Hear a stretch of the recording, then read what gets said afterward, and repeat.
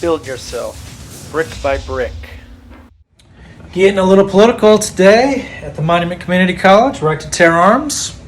Constitutional right we all have. All 50 states, 7 days a week, 365 days a year. Didn't even need any college education for it until now. So what are we going to talk about? Different parts of the arm and various exercises you might not be doing that target those specific parts of the arm.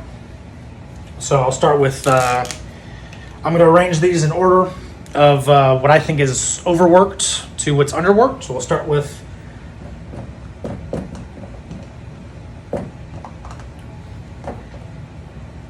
biceps.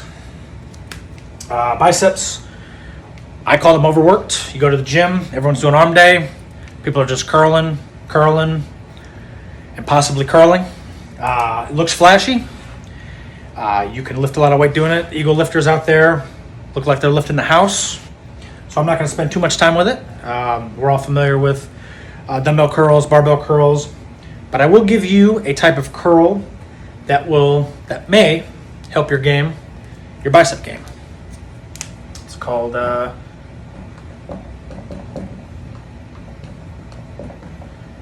waiter curls.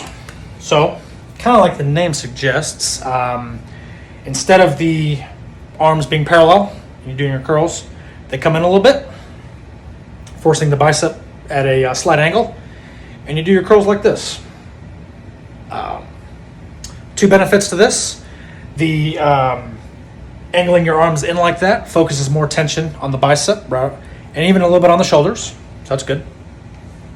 And if you picture me holding a dumbbell, I can't go all the way up because I'll hit my chest, and I can't go all the way down because I'll hit something else.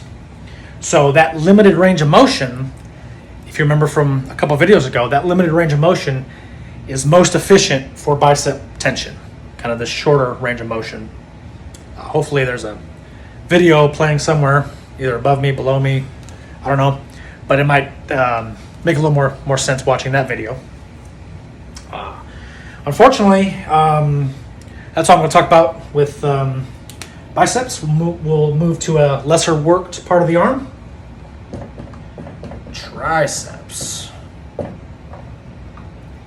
So, triceps I think are a little bit less worked than biceps, and it's kind of unfortunate because the guys who are looking for the big, girthy, beefy arms, triceps make up about 2/3 of the arm's size. They have more potential for muscle growth. They're less fatigued than biceps.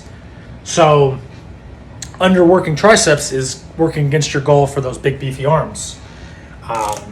You've seen me do a couple of these exercises I'm going to mention. Some variation of pull downs, close grip bench press, and skull crushers. Skull crushers sound more aggressive than they are. They're actually quite fun to do. But I'm not going to talk about all these because I'm sure we've seen some of these in the videos. The one that sticks out the most is close grip bench press. If you're going to do normal bench press, you're still activating the triceps, but there's much more chest and shoulder involvement. So the triceps kind of take a back seat. By narrowing the grip and doing it like that, you take some of the chest and shoulders out of it, purely triceps. With that being said, you're using less muscle and smaller muscles, so you're not going to be able to do as much load with the narrow grip.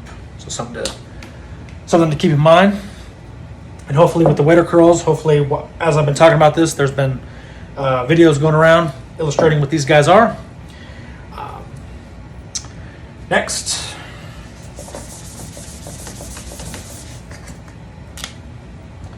we got the least worked part of the arm of all, forearm. Kind of, you see guys with these big biceps and triceps and skinny forearms. I think it looks kind of funny. But a good forearm exercise I like to call just a reverse curl. So I'll take an empty barbell, 45 pounds, get a reverse grip on it, curl it up like normal, but then control it down. This whole part here is just going to be all on fire. Do the same thing with a bar or with a dumbbell. Curl them up. Use your stabilizers to kind of twist them around, control them down. A couple reps of those, you're going to be in business. So, with all that being said, I do have a final piece of advice for getting big arms.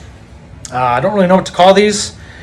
I think back in the day, Rich Piana, a bodybuilder I used to follow, called them feeders, arm feeders. But he would do these crazy high reps with low weights, and then he'd eat a bunch of food. His arms would just puff up. Cool stuff. But what I would recommend, take dumbbells 10 to 15 pounds. You're going to look silly, or you think you're going to look silly because the weight's so small. But you're going to be doing a lot of reps. So take these small dumbbells, get comfy, because you're going to be with them for a while, and just hammer curl. 50 of them. Yeah, 50. Do 50 of those. That's one set. One set. Cool off, kind of get loose again. Take your couple minutes rest. You're going to take those 10 to 15 pound dumbbells again. You're going to hop on a bench, lay down, and you're just going to do skull crushers. 50. Once again, that's one set. So I like to think of doing both of those as one round.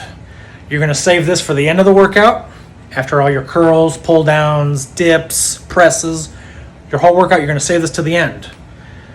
So you're going to do your effort, and then you're going to do all this. I said both of those were one round.